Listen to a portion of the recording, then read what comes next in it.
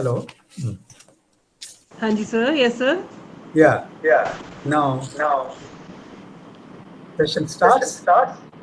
So we will start in 3 minutes because it is 10:57. So we'll Okay. wait for 3 more minutes. We didn't want to lose you actually, so we wanted to just grab you earlier. Hanji. So we'll just start in 3 minutes. All right. All right. I wait for I you. Okay. wait for you. So okay, we'll wait, sir. Okay, sir.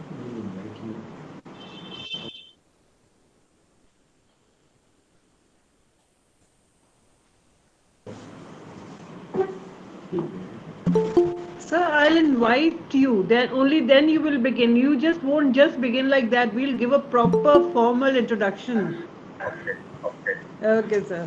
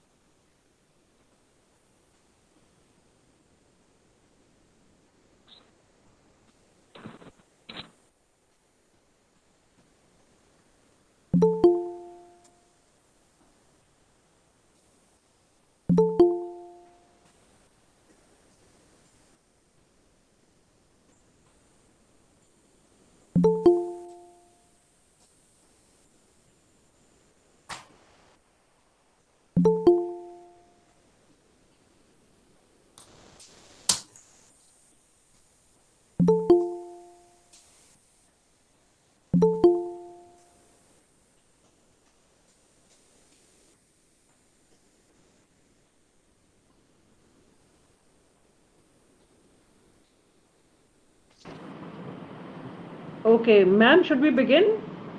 बिल्कुल बिल्कुल बिल्कुल बिल्कुल yes. yes. हाँ जी, हाँ जी, हाँ जी. Okay. A very delightful good morning to all. I am Navdeep Kaur. It gives me great pleasure to welcome you to the inaugural session of our 7-day online FTP on NAC Accreditation Framework New Guidelines, organized by Lyalpur Khalsa College for Women Jalandhar. We are overwhelmed by the huge response that we have got.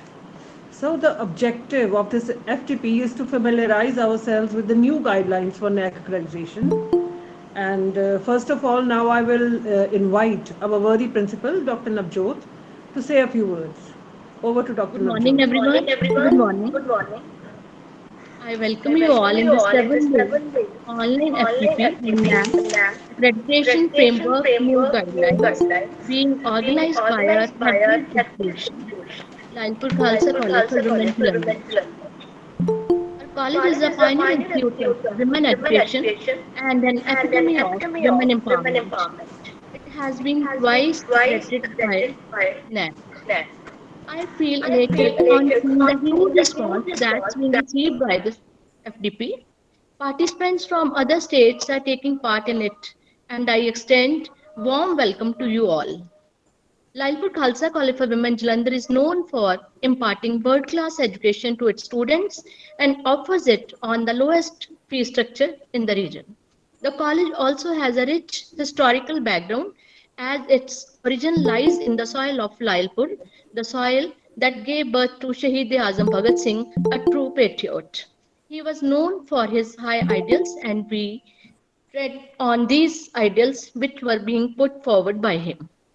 Our college has garnered fame not only in academic but fields also in sports. It has produced key international hockey players like Gurjeet Kaur, who recently represented India in Tokyo Olympics, and Rajveer Kaur, who is famous as Golden Girl. We all know that faculty development programs are necessary to induct teachers in continuous learning and keep them up to date with the latest teaching methodologies. I applaud our college IQAC team for having come up with an innovative topic for this FTP, that is NAC Accreditation Framework New Guidelines. Since NAC accreditation is mandatory for every higher education institution, I'm sure this FTP will help you in getting insights about the process and introduce you to all the criteria. Eminent resource persons like Dr. Ramachandran, Dr. Kulvinder Kaur, Dr. Vani Dutt Sharma, Dr. Neena Seth Pajni, Dr. Parminder Kaur, Dr. Priyadarshi Jahur, Professor Anchit Narvedkar will hold the seminars with you. I hope these sessions prove fruitful to you all. Best wishes. Thank you so much. Have a nice day ahead. Thank you. Thank you.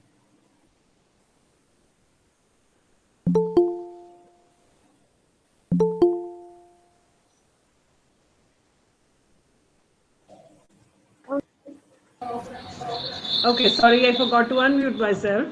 So, friends, we all know that criteria-based assessment is the backbone of assessment and accreditation process of NAC. So, these 7 criteria, they represent the core functions and activities of higher education institutions. So, we will start with criterion 2. That is teaching, learning, and evaluation. And I see many questions floating in the air like, why criterion 2? So for the simple reason, because it has got the highest weightage. So the resource person of the day is eminent scholar, Dr. G. Ramachandran. So I'll just give a brief introduction of Dr. Ramachandran. So he is molded in the Nehruvian and the Gandhian values and ideals. So he did his master's degree in political science from University of Bombay, and he was the first scholar to earn his PhD by undertaking full-fledged research on Pandit Nehru's prime ministership period. He has written a book, Quaid-e-Azam, based on the life of Muhammad Ali Jinnah, and he has published more than 190 research articles and in the leading journals. And he was the founder head, Department of Political Science, KJ Sumaya College of Arts and Commerce, Bombay. He was the founder principal, Shroff College, Mumbai. Under his far-sighted leadership, the college became a first-rate institution. And he's now retired, but he still pursues his ideals with great passion. So he's an RTI activist now and conducts workshops and seminars on the RTI, and that it's not done. So, and his autobiography, The Trial by Fire, Memoirs of a College Principal, is considered as a Bible for the young teachers to mold their academic career, retaining all the noble values humans are inherently imbued with.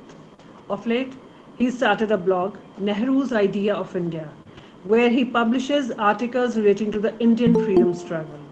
So I won't stand now in middle with the professor and the audience. So it is over to Professor Ramachandran. Thank you, Dr. Thank you so much, sir. This echo is no, I won't get now. Yeah.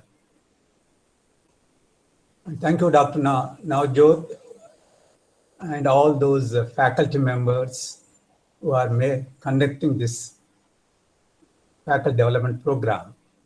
I'm honored for the invitation to give this first lecture. I should confess at the outset that I am not, as on now, a peer member of NAC.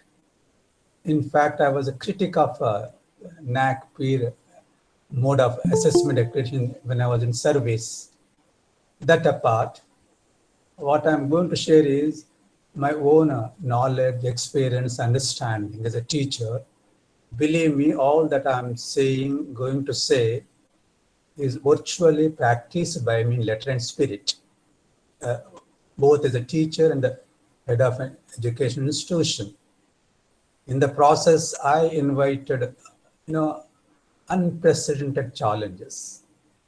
As Dr. Navdeep introduced rightly, being a Nehruvian Gandhian, compromising on value just out of question. Therefore, in order to stick to my values that I cherish, I went on taking the high end MIT, whether it is university, the organized trade union of teachers, the department which was releasing month-to-month salary grant, the media, everything, and went to High Court and pleaded my own cases, went on winning. So that is in a nutshell my trial by fire, which is available on e-commerce websites like Amazon. Now coming to the topic, the teaching, the learning and evaluation. When Dr. Kiran Walia suggested, sir, you choose any one of the criterion of 7, you are eminent educationist. I said, but I have not been a peer team member. No, that doesn't matter, can share your experience and expertise. That's how I volunteered, and Dr. Navjot was kind enough to invite me to give this talk. So I assume the synopsis that I mailed or circulated, right? Hello? Yes, sir, we can hear you. So circulated. Therefore, this echo, please stop this echo. Therefore, if I miss out the points raised in the synopsis, you can ask me questions subsequently in the limited time I have at my disposal. I may not be possible to comment and elaborate on each and every point that I circulated. Now, teaching is one of the greatest noble professions. We all should consider that we entered this noble profession, privileged class. Bertrand Russell believed that more than any other class, teachers are the guardians of civilization. And I personally believe and experience there is no other profession which gives an instant reward like the teaching. In the classroom, you are a master, the students are before you. There is no third person who can intervene in what you are going to say, what you are saying there. It's between, and if you are successful in delivering the talk from the heart, instant reward. In a civil service, you need good, CRs from your heads, but there is no such thing here between you and the students in the classroom. That is greatest privilege of a teacher. According to Russell, who speaks of the functions of a teacher, no man can be a good teacher unless he has feeling of warm affection towards his pupils. That loving, affectionate, friendly teacher is a sine qua non. No matter how mastery you may have the subject, the language, but temperamentally, if you're not conducive to harmonious and creating an harmonious environment in a classroom, all that learning experience, in my opinion, becomes rather questionable. It is also a duty of a teacher, according to Russell, to inculcate the habit of impartial inquiry, to get at the bottom of the truth, to guard against their, ex parte statements being accepted as, as a truth. So it is for us to guard them. what is right and wrong. And also to not to tell the students what is truth is, according to Russell, is morally indefensible. And NAAC speaks of teaching and learning and evaluation, second criteria.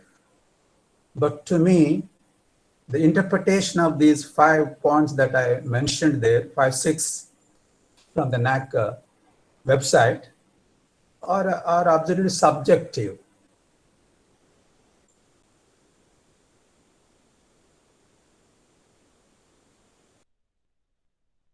Teaching process that often may not necessarily relate, some vice versa. The quality of a teaching and the qualification and background of teachers, the evaluation process, all these are matter of discussion and debate. But yet, I'm of the opinion, no matter what new criteria or likely new criteria the NAAC may adopt or likely to adopt, I experienced NAAC team members are no different from our university's local inquiry committees, who are absolutely subjective, arbitrary, and influenced by external factors. Therefore, this is my considered opinion. Unless the PE members who visit institutions to assess and accredit are persons of high learning and impeccable personal integrity, no amount of criteria reforms will serve the purpose.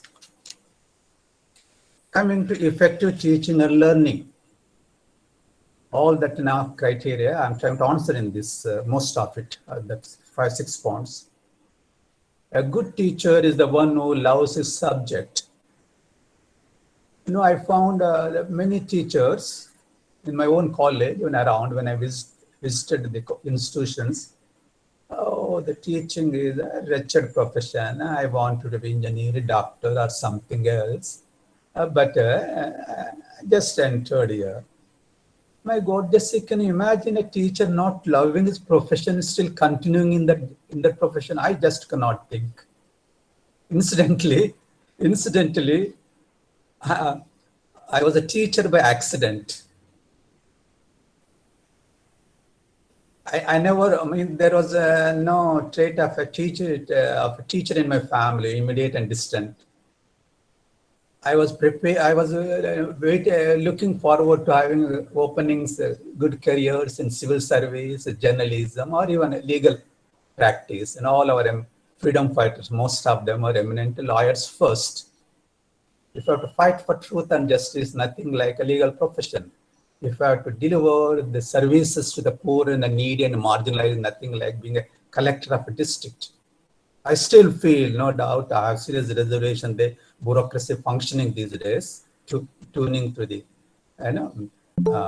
established line, but not necessarily objective impersonal. But I was a university candidate to,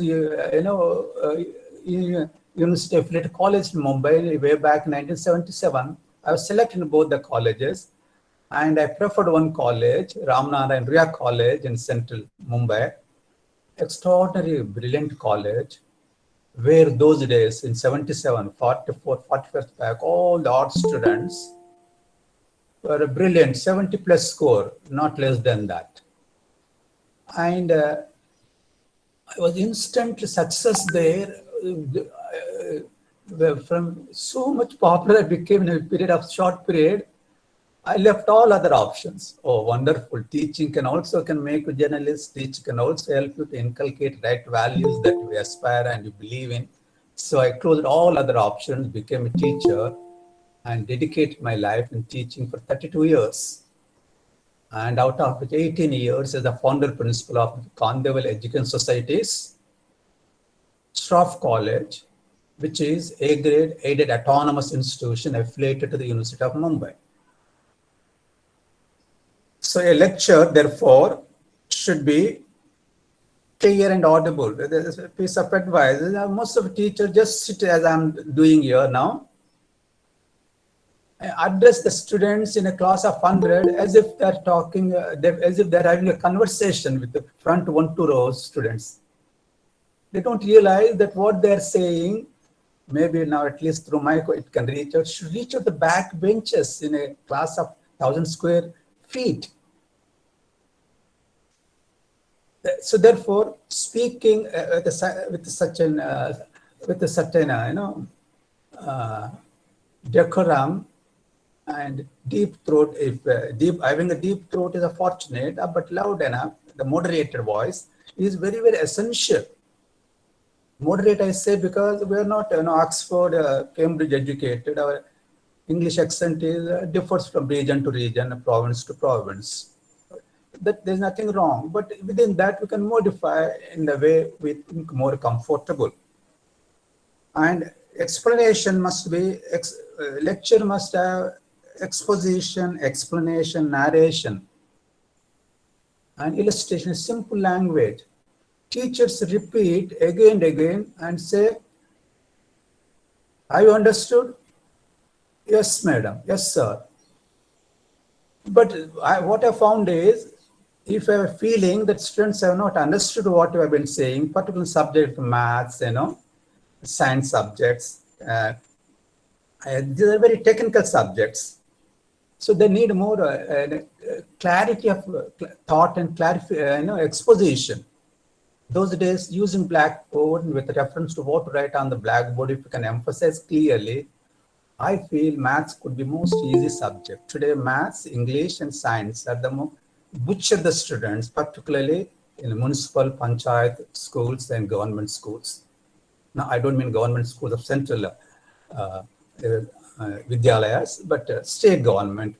These are the main subjects where the students are butchered at the school final exams, because teachers don't teach the way an average student who is not necessarily convent educated background. So you should understand, use a simple language, use alternative words, alternative explanation. By looking at all sections of society, you can understand whether people are able to grasp and understand what you're saying or not. So lecture cannot be a monologue. A teacher cannot bank on his material. You need to pause and look at it. Your lecture is not a judgment of your oratory skills like in a debate in school, college. You have to deliver for effective learning. And make the subject effective, interesting to students whom you are lecturing. And the Kothari Commission way back in 1966 said, "It is only inspired men found rewarded and planted formally in the classroom who can give our college a new luster." Hope all of you are able to hear me.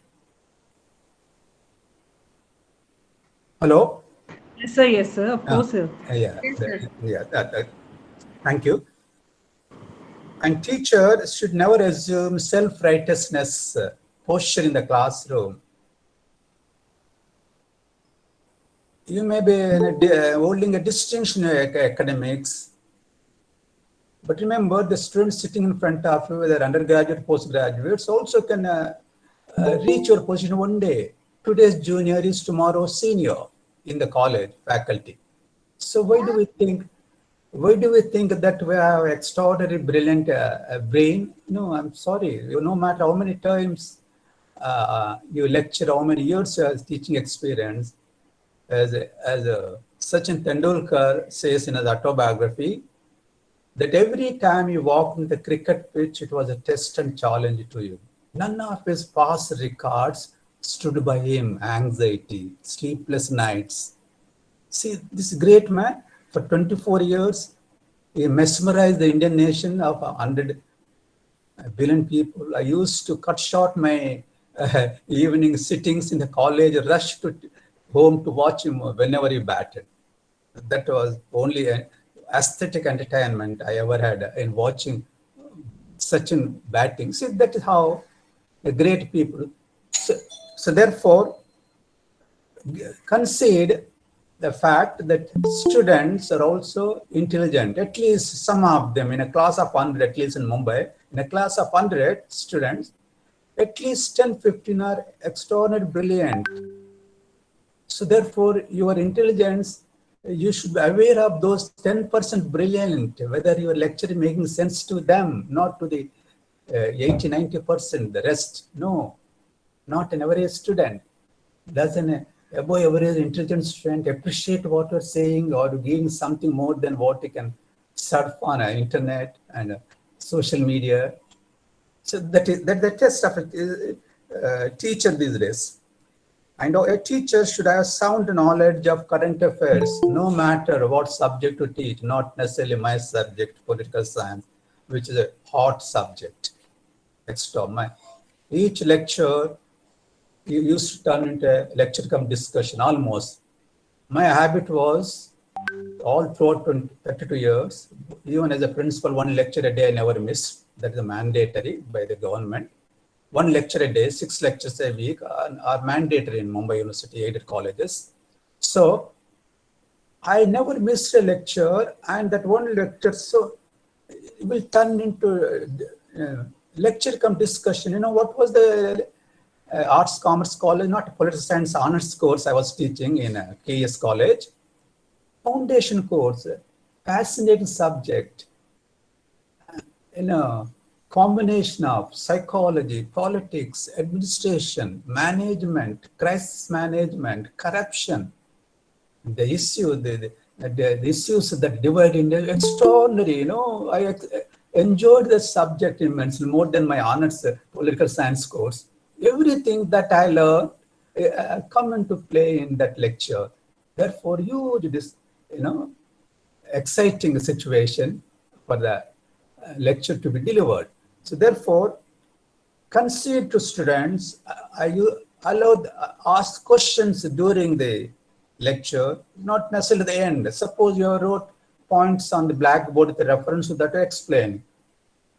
And students raises hand, want to ask him, what is wrong if I allow the student instantly to check up your doubt? Well, at least I allowed it so.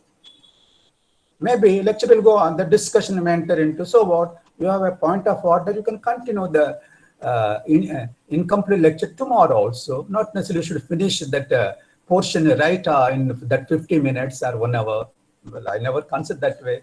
Most of the time, lecture will go on, exciting and debate and discussion, and I will concede their point of view. They will say, yes, this is my way of pointing. This is my viewpoints. You don't have to accept me as my views as final, infallible.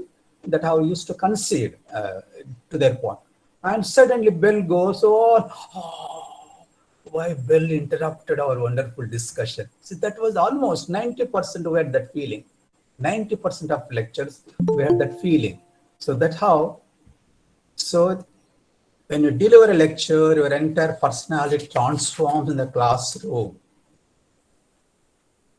Your personal ethics, your learning, knowledge, experience, all that comes into play. It is not that you are preparing a topic and just quoting some author here and there and prepare the students for exam. No. Sorry, that is not the way. I again believe whether a teacher teaches or not, students are smart enough to manage to pass exams. And coaching classes are there to help them. Therefore, I am in the classroom to teach them some essential values and make them good human beings first. And I feel it is with no offense to teachers of non-humanities social sciences. I feel teachers of humanities social science have great advantage of turning their lectures into exciting discussion, debate in classrooms, because the subject that they're teaching are directly connected, linked to the problems of society and state, which is not the case with accountancy or mathematical theory.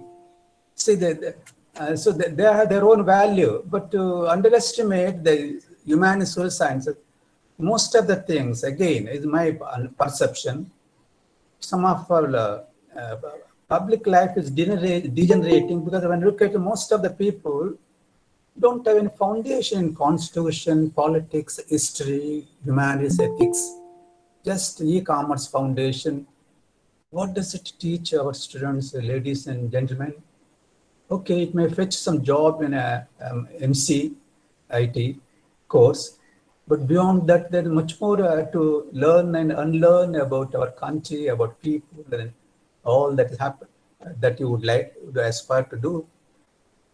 And these days, online education, honestly, I don't know what that online education is all about. 32 children are affected, 32 crore children are affected during the pandemic. Most of the girls from poor and marginal classes are dropping. Even parents are getting them married. School dropouts. Boys are helping parents in their work. I know year and a half. Now we don't know how long this will continue. Still, people are debating whether to open physical. If I are in charge or advisor to Government of India, I would say go ahead, open the schools, colleges, whatever precaution you want, continue, but don't have that the moment to open, they will catch this coronavirus and pass on the infection. Well, I have serious reservation about the whole way this handled. That's a part, that's not part of our discourse here. So open the schools. What is the fear? What is the fear? Honestly, I don't know. What is the fear? How long you want to deprive them? And only the 15% of schools or children in villages have internet access. Even in cities like Mega, the most western city, cosmopolitan city of Mumbai, only the 40-50% people have access to internet, uninterrupted internet, because about more than 50% of the population in Mumbai is slum. So therefore, so are they not our children? Do they not have dream to aspire for a better future than what they inherited from their parents? Is the education only for the privileged and well-to-do? According to the NGO Pratham, top 5% of the kids are spending, rich kids are spending more than 900 rupees per month, whereas the bottom 5% children in villages spend not even 8 rupees per month. See the inequality, the education divide. Ladies and gentlemen, where education is, all children's coming to us, our children, it doesn't matter what background of the parents, caste, religion. Never discriminate a child on the basis of birth or caste or religion or gender. I consider the mental backwardness. Discriminating anyone on the basis of caste, gender, or religion, to me, is a sign of mental backwardness. You may have degrees, but you are not enlightened, educated enough to consider. Birth is a sheer accident. We didn't have a choice to choose our parental background. So that being the case, we're not to accept everybody as a fellow human being having potential to grow and enrich is a potentiality. So therefore, education is the Parliament Standing Committee on Education. In its report submitted only a few days back says, online education is not a real education. Online education is not a real education. A government body, parliamentary committee saying this. So therefore, yes, I know all of you go to, sir, if you don't have online, what will, of course, online may be there, but how do we ensure that what we are saying in the classroom reaches 70% of our students? Of course, maybe in cities like yours and Mumbai may reach, yes, I do consider. But what about the students who are preparing for board exams and university exams across the country? It's not only you and our students are preparing. My students may be smart enough to manage, but what about the rest? Please, what about the rest? In the matter of serious concern for me. Are they not pushed backward for the dream is gone sour? You see, these are the fundamental issues as a teacher. So we may go slow with online, But to say online is the only hope and alternative, I do not buy that notion. Maybe temporary, maybe another year or so. But we have to come back to classroom, the revive the glory of personal, touch, communication with students, the privilege that I talked about initially, that teacher has. So we are coming to so-called evaluation. What do you mean by evaluation? Just assessing, making the students to score 90 plus, even 100 in a city college like Delhi University. Even 100 is not enough to get admission to honors course like English or economics or psychology. No. So do you mean to say those who score less than 100 are duffers? They have no future. Again, ladies and gentlemen, allow me to say, I sincerely do not know where these toppers in the board and university exams end up. Maybe most of them, half of them migrated abroad, perhaps. Some of them may have joined some MCCs. But what is their contribution to the quality of public life? What is the contribution to the quality of public life that we aspire for our children and their children? So marks do not make a career. Yes, to get admission at best in the college of one's choice, but there are in Mumbai more than 400 colleges. If a student doesn't get admission, KS College, there is no end of the road. There are so many other colleges, Philip University, same courses offering. Go there, work hard, you can still make a mark. So this notion, marks make a difference for admission to elite institution, for getting edge in a employment market, is a myth in my opinion. To give a personal note, I have been a pass class until intermediate. And managed second class honors in BA. And only in MA, I secured a first class in political science, a rare distinction. How do you explain this? Pass class in SSC, pass class in intermediate. If some of you happen to read autobiography, you will see the extraordinary battle I had. Okay, that same Mumbai University denied me admission twice. After all, teaching also means sharing your personal anecdotes. So that nothing wrong. Twice Mumbai University, of which I became the most popular, successful principal, much talked about the principal when I died in 2009. The same university denied me admission twice. After SSC, HSI passed from Jilla High School in the Telugu medium. It said, university said, excuse, no, you passed HS in Telugu medium, we have English medium here, so you cannot come to you cannot be admitted to our affiliate college. Then intermediate I did through some correspondence. They said, no, correspondence course, you need in intermediate, at least second class mark, that 45 plus, I had 44. So second time denied. I realized all these were, unfounded, unjustified objections, because any degree, certificate or any board, whichever medium is uniform and equal. But I was not so conscious as student that time. For 50 years back to fight back. Today, I would have challenged through RTI and exposed their duplicity. So, therefore, coming from vernacular medium, I want to tell, I know your students, most of them have English medium background. Coming from vernacular medium is no regret, girls and boys, ladies and gentlemen. Yes, what you have to learn is, if you have to give lectures in English medium in college like Mumbai, learn the language. When university denied, I became a voracious reader. I don't have count of number of books of Bertrand Russell, Pandit Nehru, Gandhi, Radhakrishnan, Winston Churchill, this and that, went on reading. Whether I understood them or not those days, but that is how vocabulary language improved. And today I write according to my friends, very lucid, simple language, effective way of communication through print media, on the blog or press. So therefore, no regret if you are not from a well-established elite school college. Aspire and you can become what you want.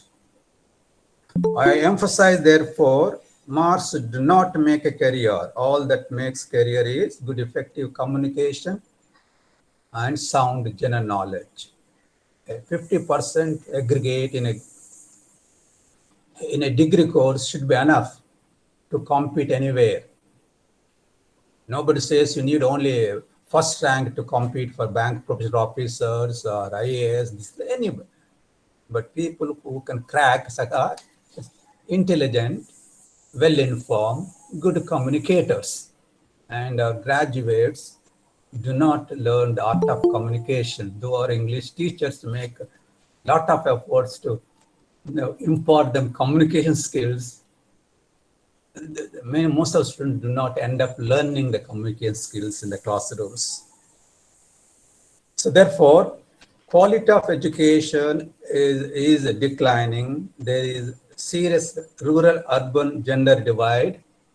How much more time I have, madam? Sir, you have almost 5 minutes. Then we will throw the questions in. Thank you. Okay. Thank you. Welcome, sir. Welcome. So the education divide, rural, urban, gender, unimaginable. I feel deeply concerned when I listen to NDTV news or some news or reality check at 8:30 NDTV. Oh, what a privileged life I'm leading, sitting and comfortably in 2-bedroom flat in Mumbai with the 24 hours water and 2 water maids coming taking care of you. And in a village, the corona, nobody attending the student. The daily laborer dies of corona, nobody attended to him, and he has 2 children and young wife, and they're crying, no aid comes. And private schools, how can you all ladies and gentlemen tell me, can we afford private education, primary, secondary?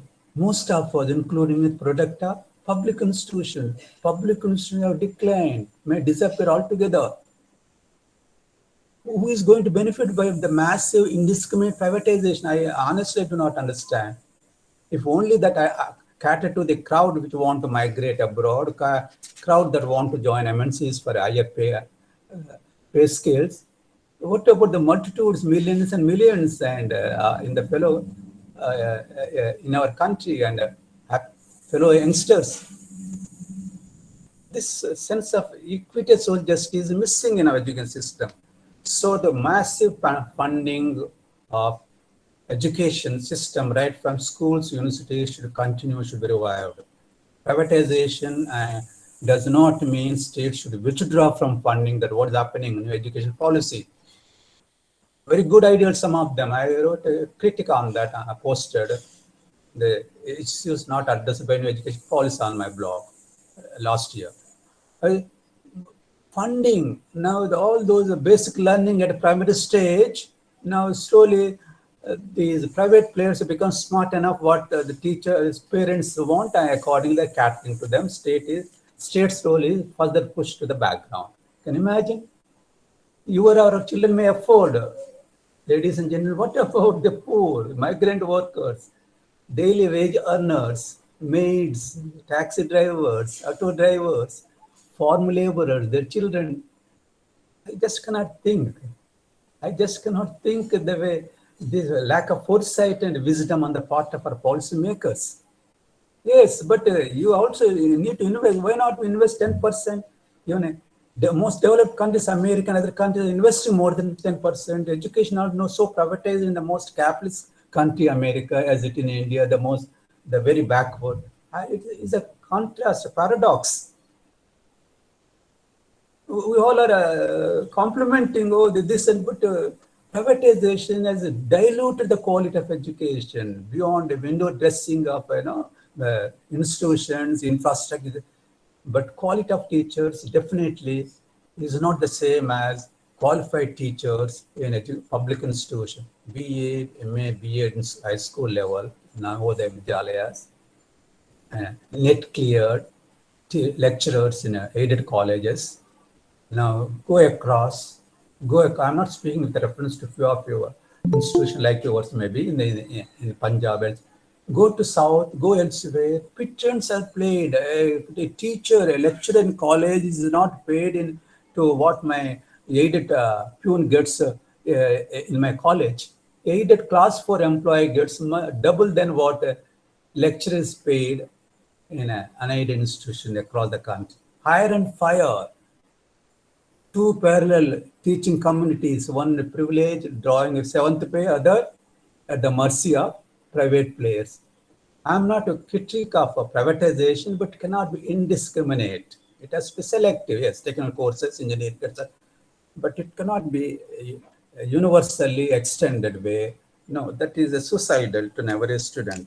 Therefore, this hullabaloo about the online, honestly, I do not understand. Now, lastly, building institution is a team effort. Just like the principal, all the teachers, everyone is contributing. And to build the institution, the teachers, non-teaching staff should develop the sense of belonging. You know, we learned in public administration, an employee gives his best input to the institution where he is employed. If we develop the sense of belonging, affinity towards the institution, which I'm just examine, do our teachers have that sense of pride, affinity, belonging in the institution that are teaching? They may have been serious grievance of low pay scale. The same staff room, a teacher, aided, a privileged, unaided, the same qualification sitting across the table. At least I'm speaking in my college and Mumbai colleges. So therefore, this is teachers need autonomy, freedom of expression, just as the institution need academic freedom. If you only toe the line with the establishment, sorry, that is not the spirit of learning, teaching. Spirit of teaching is to challenge the established notions that how great, leaders are produced, great thinkers are produced. Conformists are not the answer. Conforming to the established notion is not a sign of creativity. Anybody who questions has some curiosity. It is better to answer in a reasoned argument. You can't silence, say, come on, shut up, I'm a teacher. How dare you question me? No. See, how dare you question me? Last I say, teachers would say, oh, sir, their students are very dapper. They don't pay attention. They don't want to learn. I used to laugh at them. Look here. Yeah, you are the product of same institutions, isn't it? You're not product of Cambridge or Oxford or Harvard, perhaps. So don't if you hate your students like that, you lost your role altogether. I used to reach out to them, every students. I know diverse elements are there in the classroom.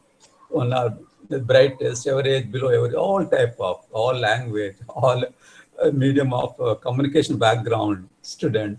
But it is, essentially you're communicating a foreign language like English, because you have to teach them ultimately they are assessed in that language, make it simple and reachable and appreciable. So a healthy academic environment alone can create that sense of belonging. And finally, though it may sound rather not appropriate, but I would say this again as a personal experience, sharing personal experience. Yeah, just 1 minute. 1 minute.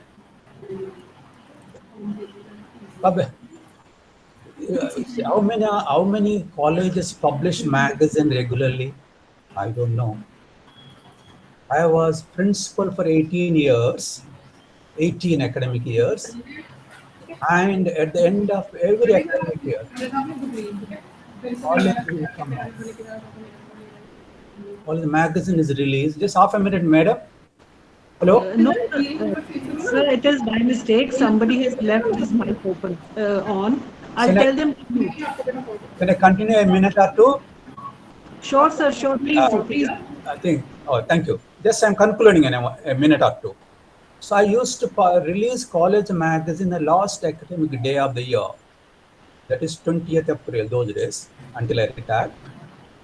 Can you imagine 18 magazines I released on that very closing day? Magazine that has full of records of events, activities, principal's letter to students and teachers, peer letter, and principal's editor, the editorial, which used to create great excitement for students to want to collect a magazine along with admission form, updated prospectus for the next year. These are the way go along with building an image of institution. Magazine is required. Events were posterity, all said and done. Maybe during the pandemic, it may not be possible. I don't know if our principal I would still manage to bring some edition of magazine because it benefits us. So it is important to set a trend rather than succumb to a trend. Two roads diverged in a wood, and I took the one less traveled by, and that has made all the difference. Robert Frost. And a true sign of intelligence is not a knowledge. A true sign of intelligence is not a knowledge, but imagination. Imagination is more important than knowledge. Albert Einstein. Thank you. Thank you so much, sir. Thank you so much, sir, for your valuable insight. Now the discussion is open for questions. If anybody has any question, you are free to ask the question. Sir, I'm sorry for the inconvenience because somebody okay. left the mic on. Yeah. Anjay. That's So okay. let's wait for the question for a minute or two, and if somebody has it. Okay. Sir, I think you were very right when you said that quality can't be compromised because quantity can never overtake quality. That is very true, but that is unfortunately, but that is what is happening nowadays. Yes. That's it. Because we are focusing on quantity rather than quality. Right. Yeah. So I don't think we have many questions because questions. Okay. Thank you so much, sir. And Sarita, she says it was a very informative and valuable session. Of course it was. And thank you, sir. Thank you so much for sharing your knowledge and wisdom and deep insight with us. And I fully agree, as I said earlier also, that quantity can never overtake quality, and you cannot question the role of teachers in nation building. So, thank you so much, sir. And thank you, dear friends, and see you tomorrow at 11. Thank you so much, sir. Thank you. Bye. Bye, sir. Thank you.